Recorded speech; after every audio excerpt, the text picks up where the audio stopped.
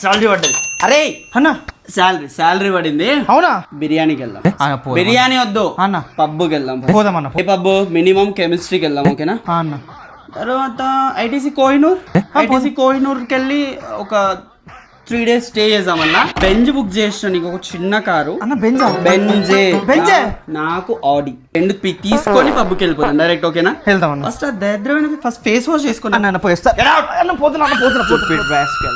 A few moments later.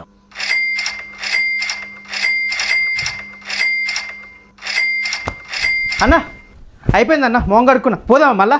ఎటు?